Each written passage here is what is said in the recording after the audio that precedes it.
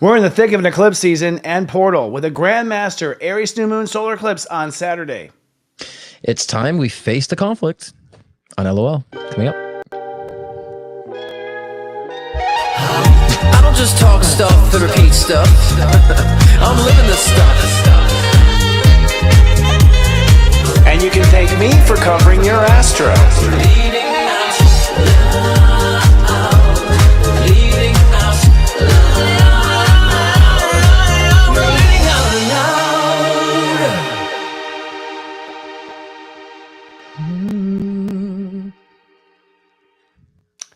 Hello, welcome to Leading Out Loud, the show that keeps it real and doesn't run away from a conflict or challenge. I'm psychic astrologer Christopher Witecki, the sensei to Serious Joy, medium and mentor. Oh, wait, that's you. And I'm Scott Cruz, psychic medium and mentor. How's it going today, Christopher? Yeah, I'm moving into your territory, bro. I'm doing good, man. It was a fast week that went by. And this week we're going to be talking about how you can lead out loud and embrace conflict and not run from it. A lot of people get scared by conflict, especially light workers, and avoid it altogether. But that's not how you lead out loud, right, Scott? Exactly. I mean, also demonstrating how we can actually resolve conflict and turn it into blessings, right? Absolutely. We're going to turn it into a major blessing. And that's what we'll talk about today. And also, however, we're going to talk about the collective read and what's going on. Now, I have to say, people have been a little prone to conflict regardless from the astrology. But what say you as far as your predictions on the collective read, sir? Well, especially with the astrology this weekend, I really think it's time. I think everything's happening for a reason, especially with our, show last week and this week. It really is kind of like fitting in with our message, actually, because I think a lot of people are going to be, faced to confront things in our lives, on both sides of the spectrum. And it really, and I think I kind of said this a couple weeks ago on my own show about having to face things, also have to look at the dichotomy of things and, selecting where you wish to go, what do you want to let go of, what's actually salvageable. So I find, especially with the astrology this weekend, we're going to be forced to do so. And, and looking at the patterns in our lives and some, because sometimes we might experience something, and I think this is going to be prevalent this week too, and this weekend, we might be facing things that could be extreme and then recognize, but that's not a pattern in our past. So we don't want to dismiss it, or this is a pattern that needs to be addressed. So the dichotomy of such, looking in between the two aspects, I think that's going to be very much in alignment to the astrology this weekend too. So I think it's also time for us to, ask ourselves, where do we fit in all that? And what's beneficial, what's not beneficial. And so I really feel like this week is really much a reflection on a lot of that, actually. Yeah, I mean, the astrology shows that we're in the first chapter of Aries. This is actually the part of you inside of you that eggs yourself on. When you tell yourself to get off the couch, get up, get doing something, get moving. It's what I call, it's the ego basically on the inside. We call it the me-go. And we think we're moving to a we-go is what we think. So right now that's all inflamed and irritated, because it's being called out and it no longer serves a purpose. I mean, the truth is the purpose that motivated us before, we were motivated by, our failures, our fears, our traumas, our dramas. And so if you try to heal any of that stuff, the motivation is gone, and so we're putting in a new eclipse or a new ego in. In fact, the eclipse, I think, is being installed this Saturday, a new moon solar eclipse at 9 degrees Aries. By the way, 9 is the number of Aries, so it's a Grandmaster Aries. Grandmaster means it's pure. It's completely pure. It's a complete swap out. I think of a new one, and it's on Saturday, March 29th. And this is going to be, the start of the new ego. This is the start of a new motivation inside of yourself, a new way to kick yourself in the pants and get moving and have things happen for you. I think that, anytime you're dealing with the ego, first of all, Mars is retrograde, so the ego is limp most of the year, and then finally kicked into gear, and then Venus went offline, all the women went away. So like energetically, so the women counterbalance that energy, so right. they're retrograded. So long story short, the planets have set us up for failure here, and ultimately we're hopefully going to have these new egos installed. I'm wondering what it's going to feel like. And in the end, what has to happen with everybody is at least one jackass moment. You have to see where your ego goes too far and catch it in the act. And then, okay, this old dog has got to go. Because you kind of don't know where your ego is until it acts without, asking. True. Well, I think I was saying a couple of weeks ago too that we're gonna have a lot of that impulsive energy.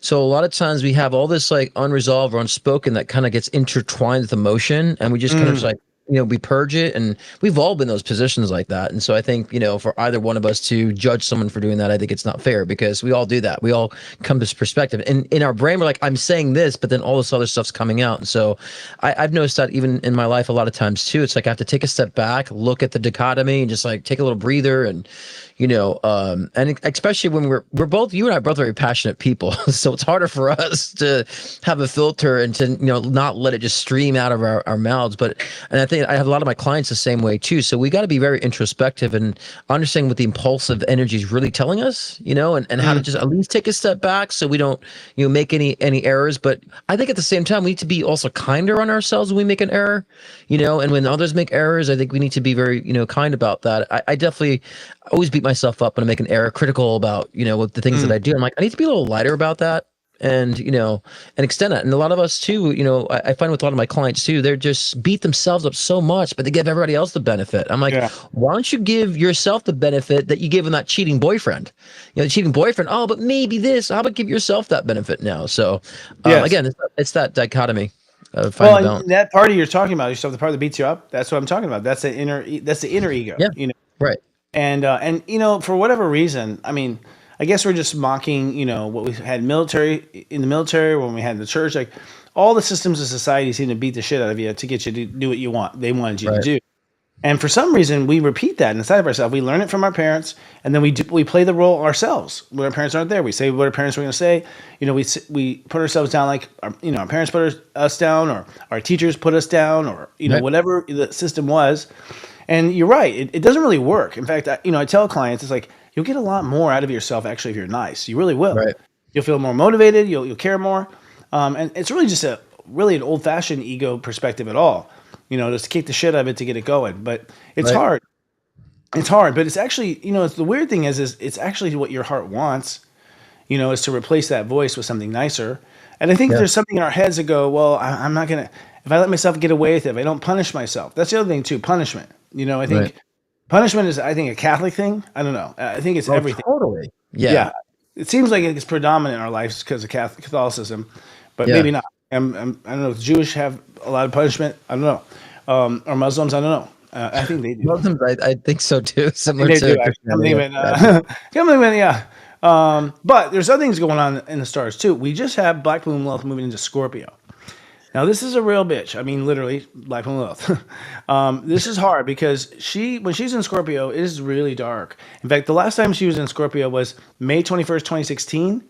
To February 13, 2017. So it's basically the last leg of the election between Hillary and Donald Trump. Oh, interesting. And it was dark. I mean, you can just feel the darkness because Black Woman is releasing all of the shadowy stuff that's hiding. All the, this is trauma around sexual abuse, trauma around, crossing, trespassing, trauma abuse around loss, theft, anything where there's a boundary crossed, right? Which is a sensitive topic for everyone. It's a boundary. So you put these two together, right? You have super sensitive around boundary crossings. And then you have, of course, this old ego that's still barking at the mailman and the new ego that's not really filling up to par yet. Now, just so everyone knows, the last time Black Moon Lilith was there was 2016, like I said. The time before that was 2007 to 2008. It was July 2007 to April 2008. So think about those times in your life. I definitely remember 2007, 2008 also being fucking dark. Yeah. I remember the recession, and then we had a big recession in 2008, didn't we? Did that big recession too? Yeah, I mean, I think the recession hit the end, right? Somewhere around the time, another 2008, but yeah, it's just kind of like it was almost, I feel like around that time too. It was very heavy and dense, that energy. Yeah. Yeah. Well, the advice there is, first of all, if you have trauma around those things and you have fear around those things, you gotta let them go. It has to go. You have to just go ahead and let it try to kill you, and you'll find that it won't. Your worst fears will not come true. You have to wait and see that they don't. So Black Moon Lilith is a real, like I said, a real bitch. It's a real tough one. It's the toughest transit I've ever experienced, obviously, honestly, in my life. And Scorpio is one of the darkest I felt as a person. Yeah. Yeah. And then we have Venus retrograde. So that's also adding to the madness. I think, it was a perfect storm last week, really, Scott, because all these different things were adding up energetically where the weather just wasn't supporting us like it normally does. And Venus gives us temperance. Venus gives us the ability to kind of weigh both sides. Venus gives us the ability to open up and explore things. She's actually in Pisces today, and we'll cross over Neptune at 29. So there might be some epiphany, guys. Everyone out there, you might have some sort of major epiphany because when Venus retrogrades over Neptune anytime, there's an issue there as far as a wake up call. Like, whoa, I did, a wake up calls and I did not realize, Right. something like so psychic secrets coming out. But now this is Neptune at 29. That's like Neptune's cranked completely up as far Right. as bandwidth. It's like picking up all the way to the Big Bang, basically, as far as its reach. And so who knows? I'm not sure we'll pick up, but Venus retrograde just means we don't have the tolerance, we don't have the patience. We're not open to change. And then and then Sunday coming up, we have Mercury going back into Pisces also. So both Mercury and Venus, both in Pisces, makes things very, let's just say, intoxicated. As far as our perception is concerned, we're just kind of slushy. Right. And so, yes, we're going to put this new ego in charge, have a solar eclipse right when things go slushy. Venus is offline, and Black Moon Lilith is haunting us. Yeah. Well, and I think with all that too, I think it's a good time that we really nurture how we feel before we express it. You know what I'm saying? Because during the time of that like intense energy, like a lot of people are not, I think a lot of, just even collectively in the world, people are not really seeing things correctly or hypersensitive in their approach to things. Right. And so, and I think, like you said before about like the 2008 timeframe and like the darkest period and, and resurfacing, like even sexual trauma, like you were saying before that we were experiencing. I've been getting a lot of that coming up, resurfacing even in the past month too, about a lot of that the abuse energy that I've already settled, but kind of like patterns that have been exposed, like how I still behave a certain way, especially with my partner, how I kind of put up a little bit of a wall because of the sexual traumas I've been through, and realizing, I don't need to hold that back anymore. Like it's time to like just to break the patterns and the behavioral patterns. I noticed that with my clients, that a lot of my clients have healed, and right now a lot of my clients have been dealing with guilt. Like guilt has been a huge thing the past few months, right? Saturn in Pisces. And Right, Neptune. but a lot of them they're over the things that created the guilt, but they haven't really changed the patterns or the behavioral things. And my message lately has been just go out and break the boundary. Make this new pattern like ideal, like you brush your teeth or take a shower. The fact that you need to like look within and to get rid of that guilt and push forward is a necessity. Like don't wait for it to be comfortable because it's never going to be comfortable for you. My so thing even is now, do everything that makes you feel guilty over and over and over again. yeah, Just like run the guilt out. Like just run the clock on that guilt. You'll be so bored with guilt. Is to be, what I mean? Like, right. That's how I sometimes do it. I'm just like, okay, I'm going to give in, completely give in, and just take this power away from myself. I'm going to stop being afraid of the dark. I'm just going to live in the dark. I'm just going to go extreme on that one. But I do think the guilt is, Saturn Pisces, where it's heading, where it is now. It's now heading into the high degrees of Pisces. This is the Roman Catholic Church. This is where all the damage, all the cloud storms are of like conspiracy, and there was the church conspired, y'all. Conspiracy is not a theory in the church; it's a fact. Right. They still do. You saw them do it with priests who were caught touching kids. They conspired. It was happens again in modern times. It's not an old thing; it's a new thing. Interesting enough, I think the child trafficking stories came out the last time Black Moon Lilith was in Scorpio. Interesting. It was right during that. It was right when I started seeing, right during that presidency, I started seeing stuff on social media pop up about it. It's kind of interesting. So you're saying now, like now's a time where that kind of also gets expressed during this time too, similarly to those things. Is now's the time that would be resurrecting? Is that what you're saying with the astrology? Or darker, something darker. We can't imagine. When that came out, I was like, "What?" Like what? Yeah. Like I just never gone there. I just, it was right. Well, because interesting. Like I've been like lately, my testimony about going through conversion therapy and the whole religious trauma syndrome that I've been through, that's been coming out lately as far as like using that as a testimony for people. I've noticed that energy's been resurfacing, not in a bad way, but it's almost like connecting the dots of that type of modality. But like also I'm saying to myself, I did heal from that, So, so those who haven't healed from that, I think it's time to like allow yourself to really embrace that and then heal it. So, embracing the conflict in a sense of, I've been through it, it's okay, but where do I want to go from here with it? What do I want to turn this into? Too many people just judging themselves. And I that breaks my heart when I see really wonderful people just guilting themselves and pressuring themselves because they messed up or they keep going back to the same routine. It's like, okay, we're learning how to ride the bicycle. We're not going to get it right away. We're still learning the mechanics of how to do it, The routine may be fine. I mean, actually, the routine may be fine. It's what you do after it. It's like, right. We say, oh, I feel guilty because of the routine. No. Let the routine be the routine. Why are you feeling guilty? Why? Now, for me, I've had sexual abuse in my life, and I'll tell you, it came up, and that was the shadow I was fighting for 9 months. It was very hard, and it wasn't guilt. It was shame. It was That's shame. right. Yeah. Lots of shame, feeling very ashamed for something I couldn't control, and shame for the aftermath of it, and shame for what I did after, like just shame, shame, shame, shame, shame, shame. That I was the know. hard one for me. And it's the Yep. shame is just so like, whew. When you're a Leo rising, shame is hard. You know what I mean? Like it's Absolutely. just, but like, but again, it's like how what I knew as a light worker. I had to just first of all just let it live on me, and not like try to scoot it off. Like that desire to get rid of it. It's just like let's just get comfortable with this. You know what I mean? Like let's own this. But then Mhm. there comes a point when you just say to yourself, I'm done. It's done all the work it can do. It's done all the teachings it can teach. So there's really no reason to keep wearing this hat.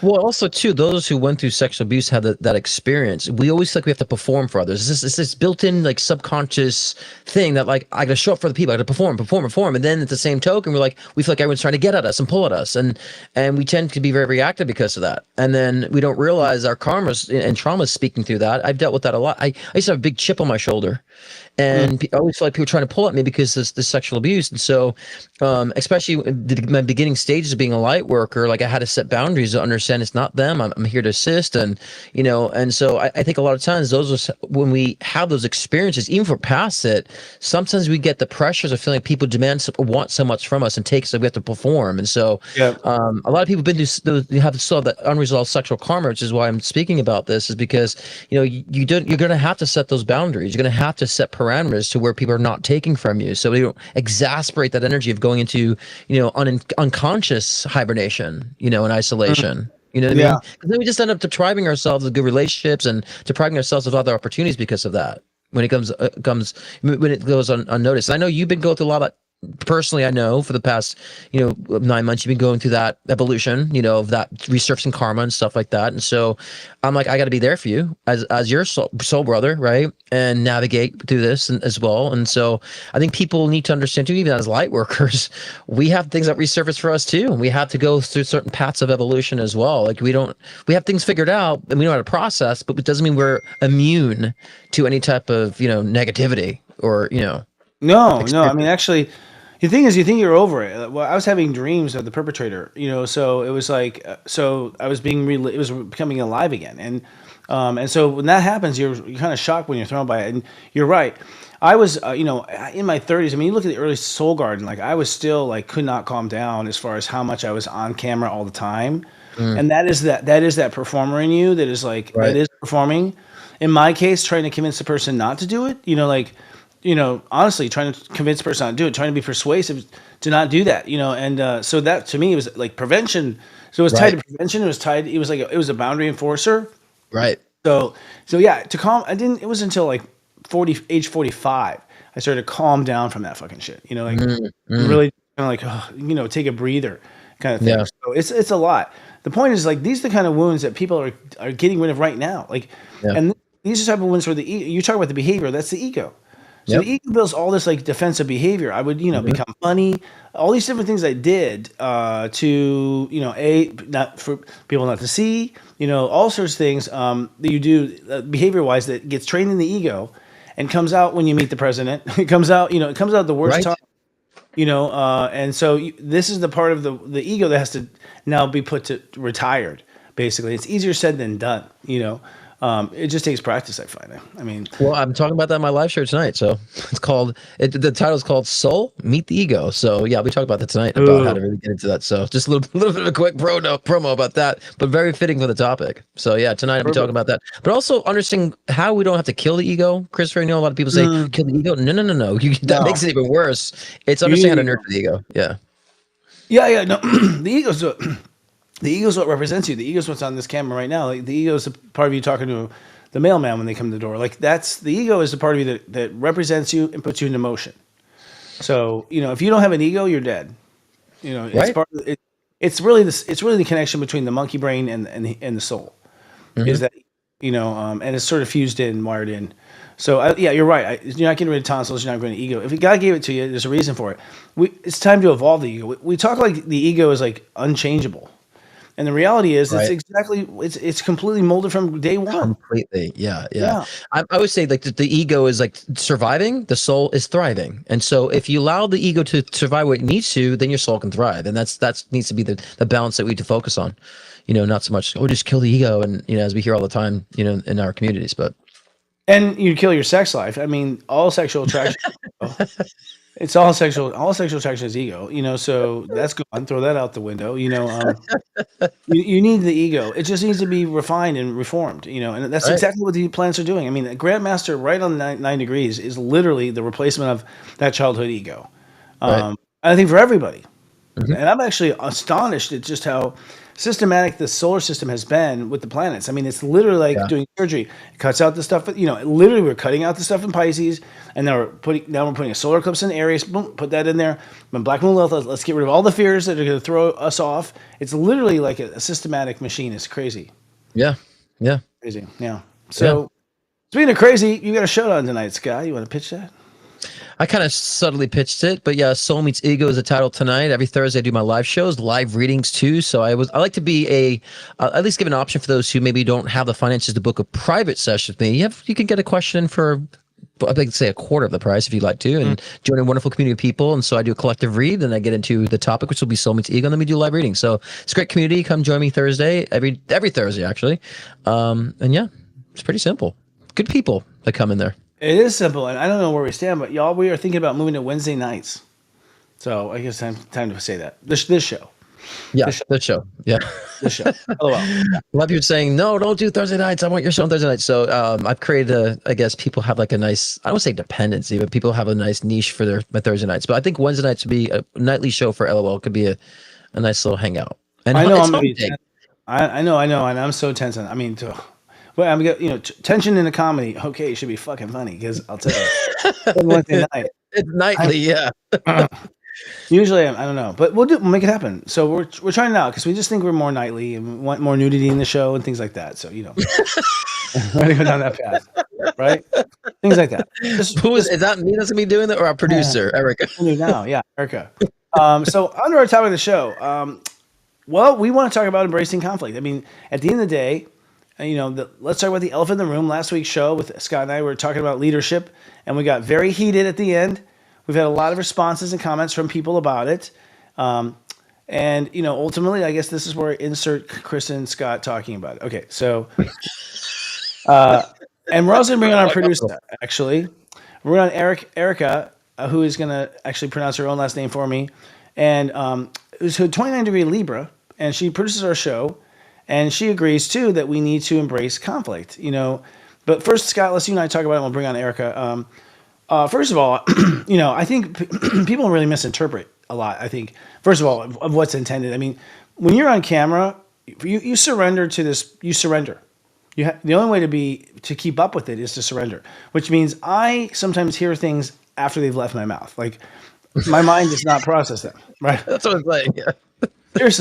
Seriously, they don't. And sometimes, most of the time, I can trust that part of me. Most of the time.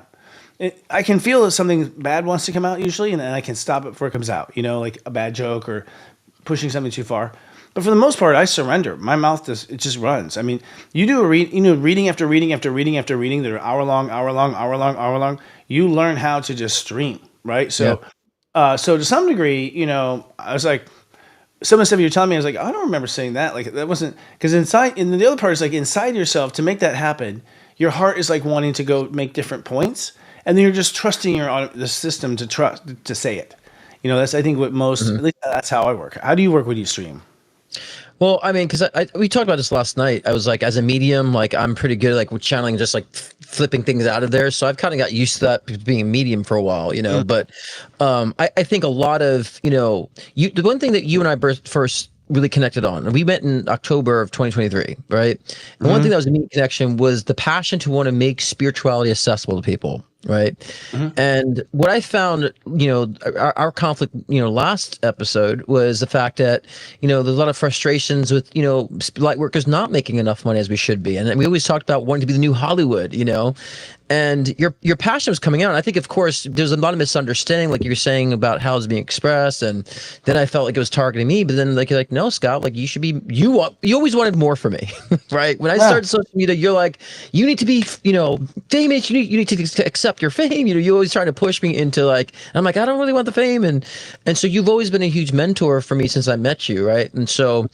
So there's a lot of confusions. And so, of course, when we talked about it, you were clear about the interpretation of that. I'm like, oh, okay, that makes more sense now, right? And so, and I think like you and I having our check-ins all the time always kind of solidifies what we're truly meaning about things. And so, so for me, I feel like a lot of it was just our own passions. I've also been, trying to navigate my loud approach to things, my rants and stuff like that, but also trying to show both sides. And I'm also very soft and compassionate too, because I want people to get the whole round approach. Although I have a big mission to like want to break certain things, and you've always been that way too.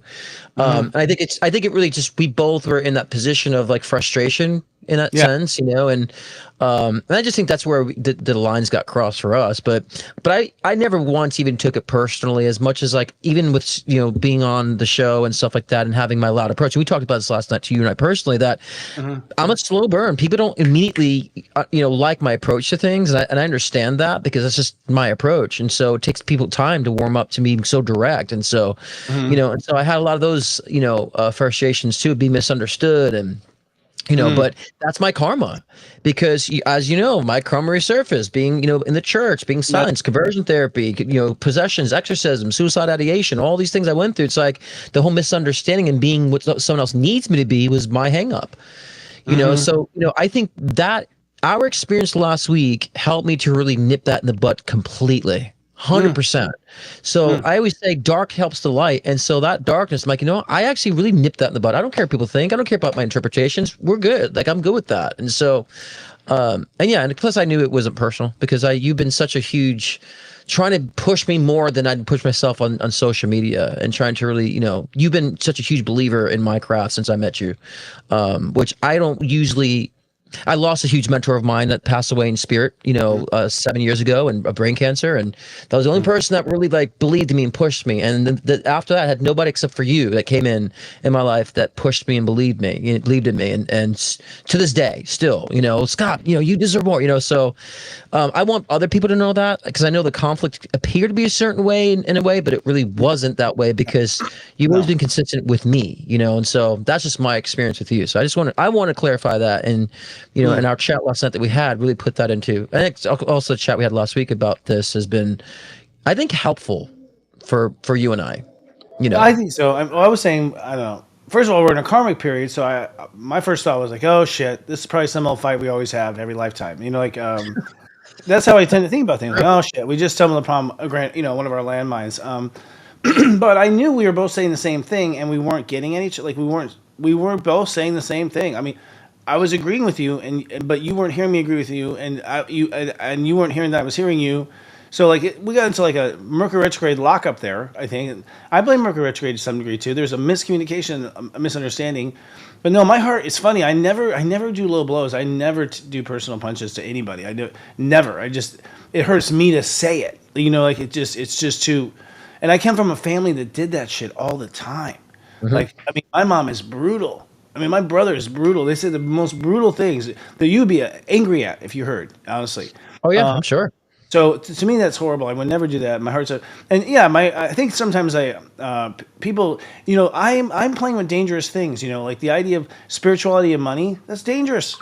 Everyone's got all these wounds around it. Everyone's got all these wounds about the church and this, and wounds about that, and poverty, and so I go blazing in there like a bull into those topics, and I'm actually not careful enough when I go blazing into those. When I talk about it, I'm not careful enough, because people interpret it according to their pain right away.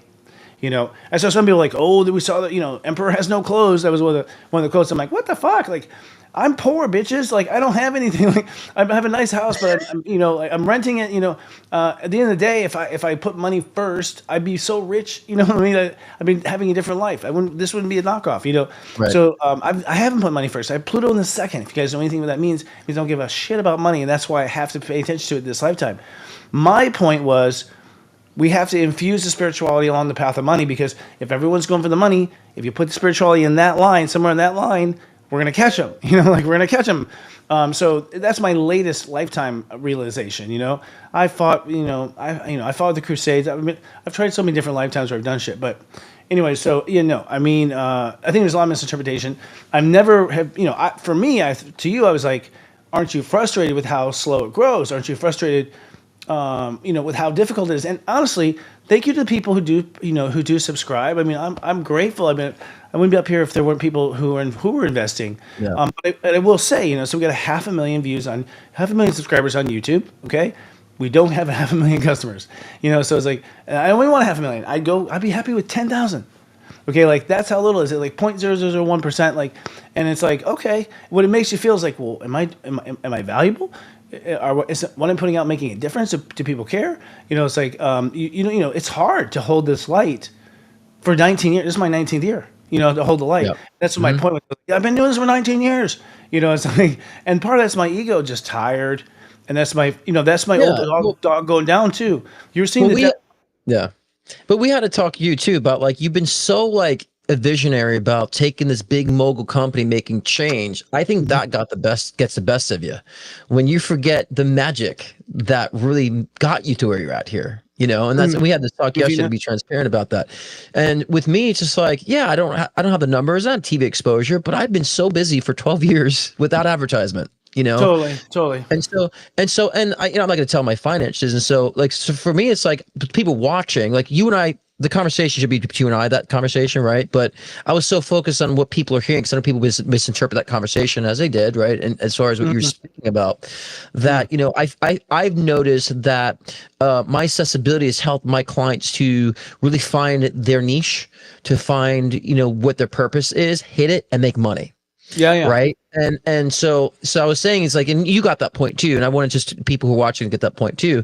And you want to do the same. You want people to make money, light workers to make money. So it thrives our business and we can explore. And that's what you were really trying to get at. And I would say we are seeing things in different perspectives. And there's a lot of frustration. I get it. You do it for 19 years. I mean, 12 years, I've never been the fame hungry person for attention. I feel like there's a purpose for me. And I even said this to myself last night, Christopher. I'm like, why don't I want the big numbers? And I said, maybe Spirit has called me to work with certain individuals in certain peer communities, and that's my calling. That's why I've always been well financially. That'll evolve at some point, And so, I like to see Erica's, Erica's perspective. Bring Erica on. She's an author of Conscious. She'll give us the book title. But the last point I have on that is I actually think that the evolution, the evolution of, let's say, greed, okay, is that in the end, the non-greedy inherit the wealth. I just think that that's what has to happen. I think that's the dharma fuck you of the universe, and it's not even a fuck you. It's like if it starts out with all the greedy people having everything, then you're gonna have all the meek having everything, right? And so to me, it's a formula. Like the light workers need to be the last ones. Now here's the thing: I don't think money has much more of an 80-year chance. I think we're gonna be done with money in about 80 years or so. Yeah, I agree. So honestly, this is a moot point. Once robots manufacture your food, But hi, Erica. Welcome to the show. Hello. Thank you for having me, guys. Love you. Book your, picture book, please. Oh, for sure. Yeah. So my book is Soul Capitalist: How to Take Back Your Power and Change the World. And there's my name up there, Erica Halali. So I really, I think that, what you guys are saying is so on point with there is this evolution happening, whether you call it soul capitalism or conscious capitalism. I personally like soul capitalism better because consciousness is in the mind. And I think we need to start getting in our hearts and our souls more. And that's what's going to make the change. We're just being conscious is great. It's a step, but then we need to take it further. And so I do think that what you guys are saying, you've been about it in different ways last week, but it's okay if we go about it in different ways, right? Scott's going to work with his community. Chris will work with his community. And that's what Age of Aquarius is we're going to be with the people who we need to work with and who we need to serve. But we have to be there. We have to show up. We have to start our businesses. We have to put our spiritual work out there, or no one's going to hear what we have to say. No one's going to get healed. And I do think part of the issue with conflict we have is, and I mean, I'm a 29-degree Libra. Mhm. I am the most conflict avoidant person. Like, I don't like conflict. I'm the diplomat of the zodiac. I don't like Mm, it, but I see it being important. There are times where conflict 100% helps with growth. It helps strengthen relationships. mhm. Mhm. It puts where things are different out there. And then that's how you understand, okay, this is who I am, this is where they're at. You get a different understanding, but when you're just avoiding and you're Mhm. just pulling back, that's Right. when you get into a lot of, like, you just spiritually bypass things, right? You're like, oh, I just won't deal with that. But then it'll just keep coming up and keep festering. Mhm. So I do think it's important in the spiritual community that we maybe have reframe conflict. And, I think we see the downside of conflict, right? The violence, hurting people, all of that. But I think we also need to see there are productive ways to use conflict Right. in Mhm. our relationships. Agreed. Yeah. Actually, Yeah. what made me think of it, what I just thought of is like, I mean, I grew up with my parents fighting and screaming, and I was the one who was making the peace. I was making Hmm. jokes. I was trying to keep the family happy, and so I had this like innate, it's part of me that wants to calm everything down all the time and reduce conflict and reduce friction. And I think light workers do that, and we run away from conflict because ultimately now that we have the choice, we're not under our parents, so we don't have to be there. We sort of ghost. We're out of there, or we're in there and we're trying to like bring the peace. One of the two. Mhm. Either way, it seems to be our cross to bear, right? And we're not really handling it well. I don't think we're handling it well. I think we're tiptoeing around it. I don't know. Mhm. We have magic, we have grace, we have God, and I feel like what I like about this idea of this show is like, hey, look, we're about to go through a hell of a lot of conflict. Let me tell you, okay, from what the planets say. And what you Right. saw last week was the beginning. I mean, those are light workers firing off. Oh shit, you know what I mean? Like, because the egos had enough. The old ego's dying, the new ego's being born. Mhm. So the old ego will not go down without a fight. That's the nature of the ego, right? So it's really, when you really put down your ego, you feel like it burns. I don't know if you ever had a Hmm. moment where you humble yourself. When you really humble yourself, it fucking burn like it Mhm. burns. You feel an actual burn inside. You're like, ooh, and people are like, burn, right? Like they Burn, baby, say it, burn. yeah. So it takes a lot to swallow that and rise above it. But Yeah. also, Yeah. what you're saying, Mhm. Erica, it's like, look, we're at the point. I'm at a point now. What I realize from the takeaway, and I'll let someone else speak here in a second. My ego will let someone else speak here in a second. Is that I realized I wasn't, I kind of that moment in broadcast in the 1970s was like I realized my ego had had enough avoiding. Like, so what had Hmm. happened to me, privately a few days prior was like, that's it. I'm not avoiding anymore. I'm just gonna get right fucking in there, and I'm gonna face it face on. Like, and suddenly it's just a new part of me. It's just and we've had customers who are upset. I get call them at home. What's the problem?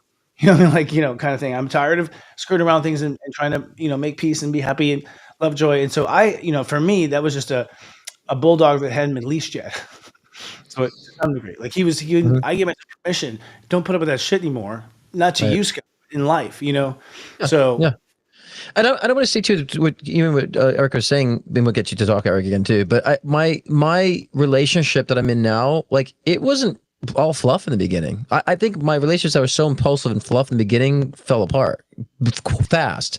Like my relationship now, it built, and we had some conflicts, but my soul's like, but I got to stay here.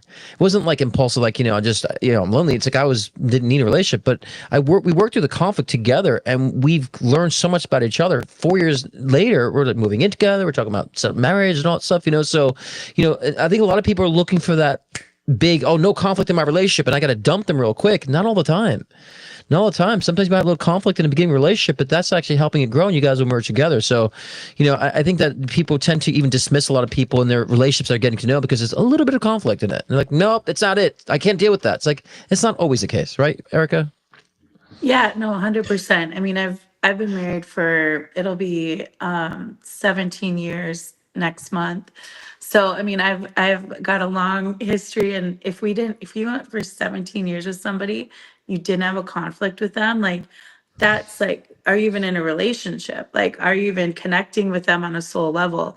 Because Right. unless they're the exact same person as you, there's going to be conflict, there's going to be differences, but that's part of the beauty is you in that relationship learn about yourself, maybe you grow, maybe you're like, wow, this person, they like to do this. I'm going to start doing this too. Maybe I need to change, or maybe they need to change. And that's the compromise that happens in a relationship. Yep. But if you don't have those conflicts, you don't get to the compromise phase because you're just avoiding things. You're not talking about it. You're not really connecting on a Hmm. soul level either. Hmm. Yeah, exactly. But look, and and this doesn't mean what happens in conflict means it's okay. We're just saying, what we're saying is it's like it's going to happen. How do you navigate? You know what I'm saying? Not okay, yeah. And I'm reading the comments here. I mean, there's a lot of sharp, for one, I want to say to the audience, your criticism is hypocritical. It's like, at the end of the day, some of the mean things that you all say and the absolutes you say and in the comments you say, one was like, I owe him an apology and then want to hear an apology. No, that was private between him and I. Like that's I our was just, private moment. I We was don't just saying, owe just, we don't owe the yeah. audience that. We don't owe the audience that. This is a gift. It's not your right to judge us. It's not your right to judge me. I don't judge you. So to some degree, some of the conflict and tension is this. Under the fire of constant criticism from people we're giving to, honestly, openly with our hearts all the time. That's hard. You try it. It's hard. It's really hard to keep an open heart when people are constantly criticizing you and holding you up to bear or saying, that's it, I'm not going to watch the show ever again because you made one mistake. Really? It's like, I put in 19 years, caring for the people for free. So it's like those responses don't help either, I have to say. And this is a collective. You're not just watching, you're chatting and you're contributing to the energy. So I just want people to own that too. I'm a person that's going to make mistakes, y'all. Gonna. And if you want someone flawless, good luck.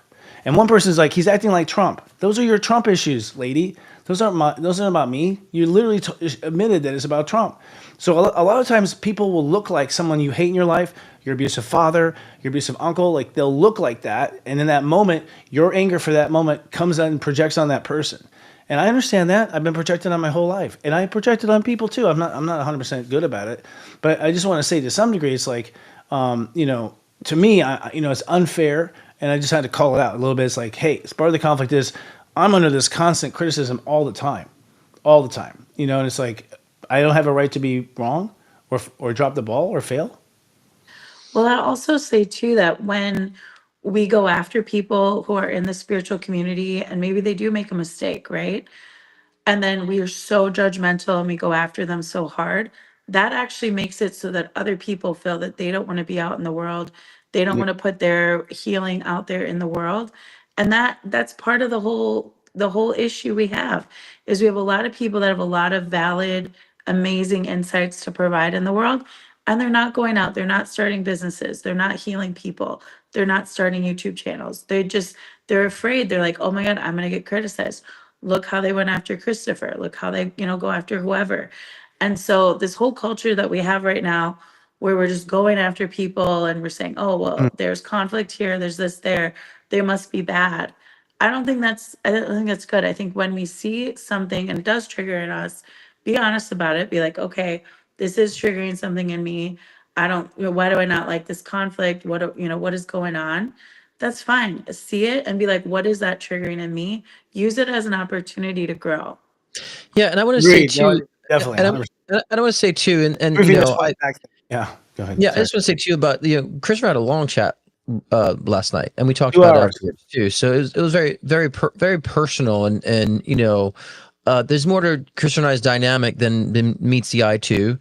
And so I get Christopher's defensiveness with the public thing because I was that way when I first came on the spot because it'd be misunderstood, misinterpreted too, and I get that, especially when I felt too with I think I said something on the show months ago, like a cheeky joke, and I don't think people knew I was gay, and I was getting bashed for it. And I'm just like, all the goodness I put out here, I'm getting bashed for this one comment. And so, I had to override a lot of that, and of course I made my apology and stuff like that too and explained it, but it's hard when you come from the heart, and so, and I think that, people need to understand, yeah, Christopher did rectify. We talked about a lot of things that we move in the future and the history that I have with Christopher being so supportive of what I do and just wanting the most for me.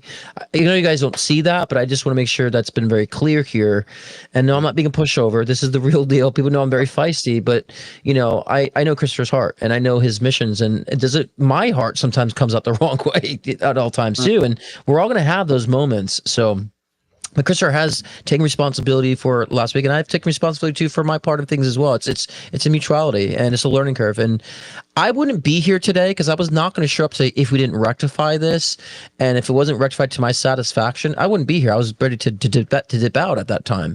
But I'm like, but why would I abandon my audience? I'm always worried about my audience here, and the people who watch the show and people that come back and they get so much from our show. I'm like, I can't abandon them, and then Christopher didn't abandon me, so that's why we're here, because I was not abandoned by Christopher, nor was I abandoned. Don't want to abandon the wonderful people that watch the show. That I have so many clients come to me say they get so much from the show and how much they find value in it, and so I'm not going to leave you all. No matter what Chris I go through, but Chris I didn't really go through anything. That's the thing. Christopher didn't go through anything. It was just like things that were said in different retrospects. So Yeah. Actually, I don't know. We have people have been like, "Oh my God, I can't believe how you talked to Scott." Honestly, I think it was within bounds in our friendship. That's our friendship, guys. Like, those are our rules, and we come up with them. And Scott can be a fucking fiery Puerto Rican off camera. Let me tell you, like, and he gets like Ricky Ricardo sometimes. I mean, I'm not abusive, but just like he gets really heated, and I don't take it personally at all. That's him. I think it's his passion, Italian. It's in love. It's in love. It's really beautiful. It's funny to see how it comes out. Like very ethnic. It's like, whoa, he's got some strong lines there. But the point is, like, if someone walked in on that moment, you think he maybe was bashing, someone else. It's not. It's his passion. So I think we have to kind of be honest with, we're a little oversensitive. And we're a little oversensitive because we're not nurturing ourselves enough. And so there's this need, like everyone wants the world to take care of them. Oh, this show didn't help me. This didn't help me. Have you helped you? That's really the issue, because you're not going to take things so personally that you watch on a TV show. If you yourself are nurturing on a regular basis with yourself, you're going to show up to the table really being, bulletproof kind of thing. And, me too. Like I have not done the self-care that I want to do. I told Scott that last night. I was like, I have not done the self-care. I used to do like 4 hours in the morning.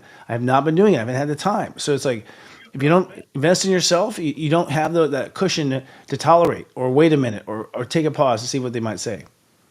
Yeah. And I do think that there's this 2-year cycle of eclipses that have been happening between Libra and Aries. And I think it's been teaching us all, like we have to, and this is all about the WeGo, this negotiation that's happening with the WeGo. We can't just make it all about us, and we can't make it all about other people. Yeah. And, we have to have this balance between the two, right? And I think that that's something we're still learning. We're all new in that. Like, okay, normally, I think a lot of people in the spiritual community mostly focus on others. And so then they'll see somebody who's focused on themselves and they get really triggered by it. And a lot of times they're triggered by it because they need to be focusing more on themselves, and they don't want to admit that to themselves because they've been programmed with, Christian or whatever ideology telling them, oh, it's wrong. You're not a good mom if you focus on yourself, or you're not a good Christian if you focus on yourself. And and so I think a lot of the general population is going through this right now, and they're getting triggered by any display of ego. And then also on the other hand, you're seeing people getting triggered by displays of complete selflessness, right? Like when you're not taking care of yourself. And it's like we all need to get in better balance with this. And I think the eclipse on Saturday is the final balance, where it's like, all right, where are you? And if you're not in balance, like the universe is going to give you signs. I want to also just say this is not a discussion to say we don't take accountability. Right. And that we just don't react. We could have, opinions about things, and we could express them if there's something we don't like. That's okay. And it also doesn't mean we're not taking accountability because of the situation. We're still being accountable. We're still being accountable for what we're feeling, what we're saying, and how we're reacting to, and how we're portraying ourselves. So that also coincides with taking care of the self, because a lot of times we say, oh, just like, you see someone triggered you, it's within you. It's like, yeah, but we also, other people do need to be accountable too. We need to hold people to their own kind of accountabilities, and we also got to be accountable, because I think some people might interpret that message as like, you're not seeing this accountability, it just blames it on everybody else. It's true, but we're also talking about accountability on both sides too, for Totally. sure. And again, I'm It's, going to throw the audience here for a second because I'm seeing a discussion here about me and money. It's like you guys have no idea about my income. I do not put money first. And the accountability is audience. You got to do not judge me unless you know me. Do not judge me unless you know me. I did not make money on my business for the first 5 years. I just did horoscopes for 5 years, no money, nothing. I've never cared about money. That's why I'm in a bit of a situation now. It's like I'm looking at retirement. I got nothing. And I'm not worried about failing because God will hold me. But the truth is, like, if anyone who knows me, you talk to anyone in my circle, I think it's time for people to stop judging people without knowledge. You have no knowledge, or if you're not a psychic, talk to people in my circle. How generous I am, how I give all the time. Like I'm extremely generous to a fault, and I don't. As a result, I don't have a lot of reserves. So what you heard last week was me talking about that money is a problem in itself. I am actually the Pied Piper of what you were talking about. What you're afraid of seeing in me, what you think you're seeing in me, is me actually fighting against that same thing, championing your cause. The cause is like, hey, money's gone too far. We've got to use money to get the light work in. That's what I'm saying. yeah. We've got to use money. We got to use the weapon being used to our side. We've got to win that weapon over to our side. That was the point. It wasn't that I need to make more money, because if I did that, I wouldn't be here. I wouldn't be here right now giving another Yeah, free. I'd say I've known you. You were not money focused. I mean, we always talk about how to we need to be profitable as light workers, but I've just known that's never been a consistency. Otherwise, I would be working with you. I would not be on a show with you or work with you if that was the case. So no, and I think it just the way it got interpreted, and expressed was open to misinterpretation. That's fine, it happens. But that's why we're doing the show. That's why we're talking about it, because people want to know where your heart's at. I've never seen you put money first before things. Never, ever. And so that's why I came to my surprise. Like, is he really saying what I'm saying? I don't think he's saying what I'm saying. My psychic spidey says it's like, no, but there's a frustration that we, as light workers too, and those who were doing it for a long time, like we really want to see it mainstream. And I think the fact that we sell all the crap mainstream and Kardashians making profit over stupid things and, and not emphasizing what people really need, it's frustrating.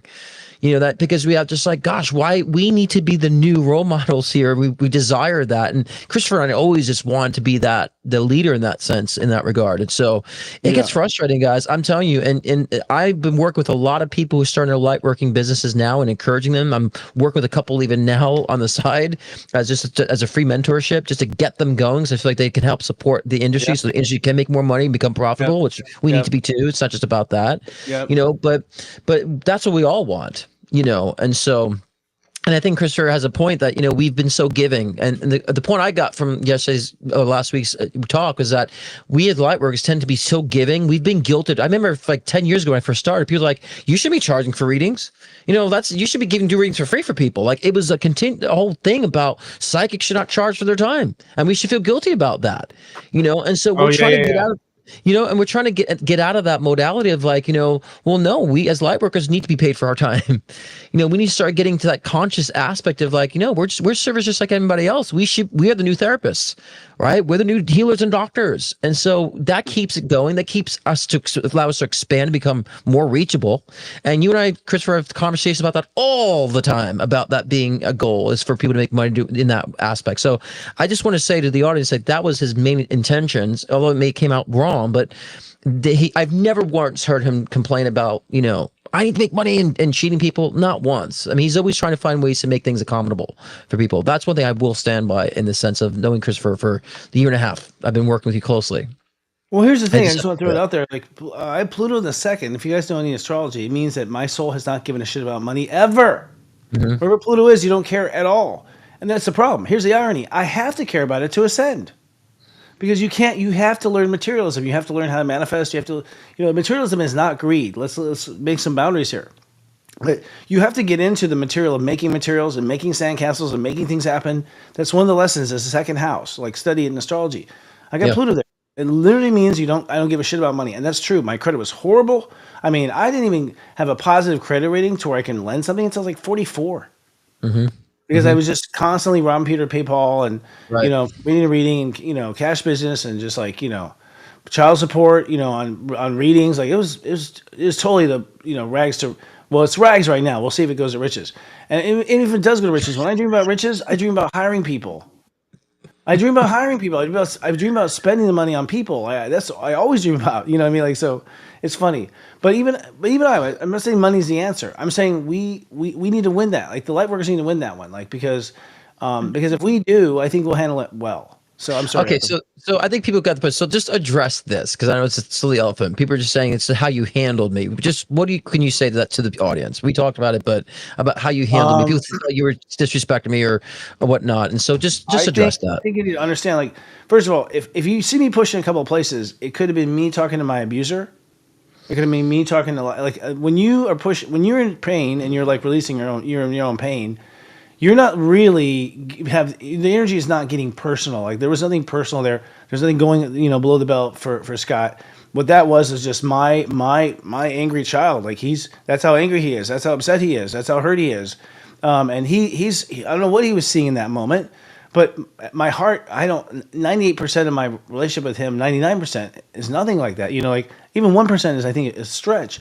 So, when I do go, like when I go all out and it comes out, to me, I don't shame myself and feel bad and feel like I should take myself off the air. I don't feel like people should take, I don't feel that way because I'm like, fuck, look at what's been hurting inside me, and Scott knows. I mean, he knows from lifetimes that my heart would cry forever if I hurt him. It's that everyone knows that. Our relationships know that. We have that bond in our friendships. It's built in. So it's like what you guys are judging. You don't realize the bond we already have as far as we know it's good. Like we already know neither of us would ever do that, So if the client behaves like that, it's not because they're hiding and disguising their dark side. It's that they've been actually swallowing their shadow and it jumped out. So this is the angry hurt part of him. Well, and someone said about we're just complaining again. No, I feel like we're just trying to discuss the elephant in the room and just like talk about what you and I talked about, where we're standing. Because otherwise you and I just keep our conversations private. But we're just only having this discussion for you guys watching. To know where I stand, where he stands, what we've resolved in our own behind the scenes. Because you guys, and I appreciate all you guys, looking out for me. That warms my heart, and I appreciate all that too. And so that's why we're having this conversation. It's just for you guys, because otherwise we resolve in our own. We'll move forward. And so, but Christopher and I both like, how can we not address it for everybody? And so we're not complaining. This is not a complaint at all. We're actually celebrating, like we said before, celebrating the conflict and saying like, a couple things came out of our conversation from this conflict that's for the future too, moving forward. So I just find it all to be God's sense of humor, and so and so I always feel like, it's really how, when there's a conflict, and this is what I say with my partner, we always resolve our conflict. It made us better. It made us stronger. And like, we're like this because of it. So it's not about the conflict. It's about how you resolve it. And a lot of parents ask me about, should they argue in front of their children? I'm like, it doesn't matter if you argue. They're going to see arguing in their lives, but they're going to watch how you resolve it. What's the conclusion of that, the conflict, so, totally. And we're just explaining to you guys, this is our conclusion and this is what we've talked about behind the scenes. So, I would hope this be embraced in a very positive light, and we're all just communicating this for you guys, where we stand, so we can continue on with our show, be edgy with our show, and, understand where we stand moving forward and have great topics. I've also let my boundaries up. I'm open. I'm trying to be genuine on this show. So, I used to be buttoned down all crazy. I'm dropping bath bombs, stuff like that. So it's like those gates are open. There's sure to be some sort of goblin of hellfire. Dam has been bursted. Yeah, something flew out of that fucking hell. Like that I had locked out. Like, but what's interesting? I want to bring this up with Erica too. Is like our society is fucked up in the sense that we just like shame. You had a crime. You had a crime. And then shame. You're going to jail. You're going to jail. It's like, and then they're in jail. Lock the key. Lock them up and throw it away. No rehabilitation. Like, we're a society that just punishes. That's all we do. We just punish. We don't rehabilitate. We don't try to make it better. We don't try to like make sure that those low income families that started that way like have anything. We don't do shit about anything except we spend all of our time and energy judging and punishing. That's it. And that's gross. It's so gross. And other countries, honestly, they look at us and they're like, whoa, you guys are kind of fucked up over there. They're more calm about it. People go to prison and have like prisoners are a person, made a mistake. They made a mistake. Like, guess what? Going to reincarnate. And that person's going to reincarnate, whoever you hurt. And the reality situation is it's not going to last many lifetimes. We're going to heal it out. We have God behind us. Like, that's the reality. So why are we so mean? There's so much, the other thing is the meanness that's come out on the internet since Trump was in office. It's like, I can't really hear your criticism of Trump when you're being equally as mean. It's like, sorry, you're acting like him. Maybe so you see yourself in him. Maybe that's the hard call. Like a lot, and again, I'm not pro Trump. I have to like say that because I'm going to have mean at me. You know what I mean? But it's like, y'all, we're not in our hearts. At the end of the day, I think the answer is this. If you're in your heart, which I was not, my heart was hurting or I was upset or was tired or something. I think my heart was tired that day. I had been doing the good fight with the company over the weekend and just like working things out. So I was tired that day. So my heart was not happy. And so, but if you're in your heart, you won't make any of those mistakes. Yeah. Yeah, I agree. I think definitely being heart-centered is the way to go in the future, but it's hard because we've been in our ego for thousands of years in different lifetimes. And so this is really the first lifetime we've had where we're safe enough where we can get back into our hearts. And it's foreign to us. We're like, "Oh, what is this?" I mean, really since Atlantis, we haven't felt this frequency as souls on earth. And so I do think that as we think about how do we go forward and be heart centered and how do we embrace change, I think looking for the learning in the conflict helps, so that at least will get you into your mind. Sometimes the mind isn't the best place, but then go when you're in your mind, go down to your heart and be like, how does that feel in my heart? To learn that, how does that feel to my heart? And then I think also too, just focusing on whatever that issue is and not making it personal to that person, because that person is really just a representation of an issue. So, Yeah. whatever it is, like that is that reflection back of the issue. Yeah. And people so often make it personal and it doesn't need to be personal at all. That's true. That's I true you know I've because been, God yeah. will cast someone else for the same role. If Yeah. you don't heal with that person and that person moves on, a new person will do it. Mhm. Not about the person. And that's why I you have said, to embrace the conflict, embrace yeah. it with that person, and Yep. whatever that issue is represented there, embrace it, face it, and then you're able to move on to the next conflict or the next thing your soul's here to grow for. We're all I've here known, to learn and yeah. grow, and that should be the focus. I've noticed too a lot of like situations with my clients personally, a lot of these conflicts that people have are not personal. Do you know what I'm saying? They're not I know. personal. I know. There's I know. I know. They're there's taking. misunderstandings. Yeah. Yeah, there's misunderstandings, or I've noticed with even with spiritual communities that there's a lot of people who are new to spirituality who come in and they're trying to shelter from a lot of the chaos. And so if something happens where they feel safe, they will kind of, express and be, in fear in a sense because there's conflict where they thought it was supposed to be safe. And it's like, I've always been the voice of saying like, relax on all that. The whole point of being spiritual is to be relaxed and all that. We can say whatever words that we want to say. We can be who we want to be. There's no problems with that, And so I think we can more relax and allow room for error individually and collectively. And we stop, like we said in the beginning, stop the guilt and judge. A lot of people are guilty and judge ourselves, and then we pass that along. And but we've also, Christopher, we always talk about boundaries too. Understand the boundaries of that. For one, if someone's been a huge mentor for me, or in a sense of like pushing me, I wouldn't be on YouTube this long if it wasn't for Christopher. I just wouldn't be here on YouTube. I no interest. Spirit was pushing me to, Christopher ignited that fire for me. All the things of like pushing me to be the physical guide, what my guide's been trying to do. There's so much of that than one little stint in my life that, I feel like you have to understand what is the value that people bring in your lives. Yeah. Have they shown you more heart in the conflict, right? And Are you focusing on the value, or are you focusing on the couple shadows too? That's the thing. yeah, or and then maybe people who haven't bring any value to you, and you realize, yeah, this isn't a heart-based relationship. So, I always, for me, I always, Christopher always jokes to me about love in the dark. I do because I feel like I refine myself the most during those times, the most, and I always have major shifts in my life, major changes in my life during those times. So I kind of like chuckle when those things like happen. I'm like, this is a good little upgrade coming here. It's a good upgrade this experience, So I chuckle because it's good television. I'm like, that was good television, though. You gotta admit, like, you can stop watching that thing. They'll all be up next week. So. I need to clarify because at the end of the show, I did say that, did I follow the script? Did they buy it? Because I was being sarcastic because of the past couple of weeks, I was right, Eric, I get crap for going off script all the time, so, Yeah. so it's sarcasm. We weren't trying to dupe you all, guys. It was my sarcasm. It was a real conflict. It wasn't scripted. Yeah, but the scripted joke was actually our inside joke of what happens. Right, Yeah. There's a lot of exactly. inside jokes that we don't share. So it can be misinterpreted. Realize that. I think we have to all understand that there's always a lot more going on than you see.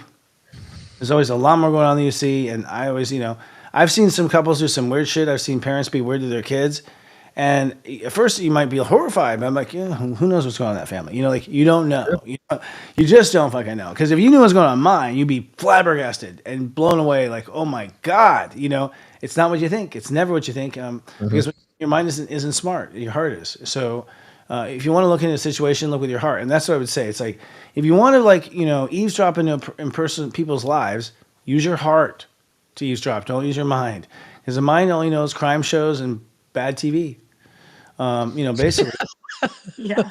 that's all our minds know. So we filled it with a lot of shit, and now AI. So, well, I think it's an important thing because I think I don't know. We'll see. Actually, I'll tell you that little spiff last week told me that it probably is going to go really heated and hot in this country. Because I was predicting it, I was feeling it. I was, in January and countdown, I was like, it feels like right around for second week in April, it's just bonfire. The country feels like bonfire, and so having me, and I think that people have to get that out. You can't, that stuff will give you cancer. You can't hold in that anger. I think shingles is when you get shingles, that's repressed anger. I experience it because when I repress my anger, I break out in hives.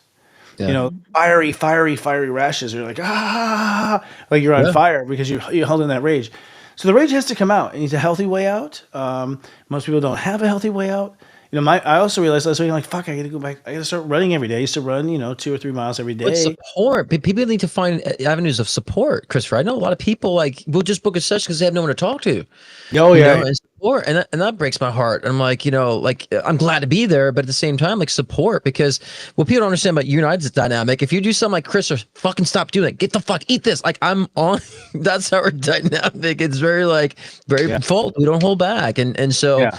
And so it's good to have people in your life that is a louder voice, to get through and cut through the cracks, because, I look at those who inspired me. It wasn't the ones who coddled me. It was the ones who actually, were the loud voices and challenged my thinking or challenged my feeling. And I look back, I'm so thankful for them. Those karmic relationships that were detrimental, I remember them the most, because it's it was life changing, And so I think we all need to support each other. My live show that supports each other in there too. So there's another community there, because when we can embrace each other, we can all evolve, and then we have a place we can use our voices. And I think that, to me, we have to not be so offended by that love, because my love could be very offensive sometimes and very outright. But I think sometimes we need that balance. The quiet voices, I said on my last show, there's the quiet voices that help to resurrect and to tame down the loud voices, and there are loud voices that help to resurrect the quiet voices. So we need that yin yang. We need the balance. So yeah, we do. That's all I got to say about that. I agree. Erica? Yeah, and I know we're towards the end of the show here. So speaking of community coming together, I think we should talk about Unite the Light. I was there last year. It was fantastic. The best event I've ever been to in my whole life. Like the energy in the room. I'm also an Aquarius moon. I could just feel it. It was like, oh my gosh, there's this amazing community. So I want to make sure we talk about Unite the Light. I think that's a great community for people to be a part of. There's also, after the event, I know people that I've stayed in touch with, and then there's an online community as well. So there's plenty of communities you can get involved in, and and yeah, it's going to probably cost you something, but everything does. So put your money, where you're going to find community that is supportive and has that high vibration. Agreed. Some people, here's the thing. People have talked about the money. Guys, we haven't put profit, but that's what it costs to throw an event in a high hotel. Hotels are fucking expensive. And the food, they totally rape you on the food cost. It's like I could get twice the food, better food in another place. But so it's like we're being robbed by capitalism, and we want to be in a good place. We shouldn't be a days in. You know what I mean? Like for whatever. Just so we're at a point where no, let's you'll put it out there. We'll have streaming tickets if you can't make it or whatever. We also have ways of financing it. We're coming up with some financing ways, but it's a hard cost. Serious Joy lost money. Like last year, so it's like. It's what we're willing to. So just so that's out there, and don't let money stop you either. This is my biggest frustration. I can manifest money like that, but I have to put down the light work and go pick up the money ball. But the point is money is easy. Don't let it stop you. Jesus Christ, it's so easy. It's so easy to manifest in so many ways. And I have so many light workers like, I can't do this. Like, yes, we can. Yeah. If you look at some of the people who are wealthy, that are complete idiots. It's like you don't have to even be smart, to make True. money. So True. let's stop making it be in the way, and let's stop making it a bad thing. The Catholic Church made it a bad thing because they want to have it all.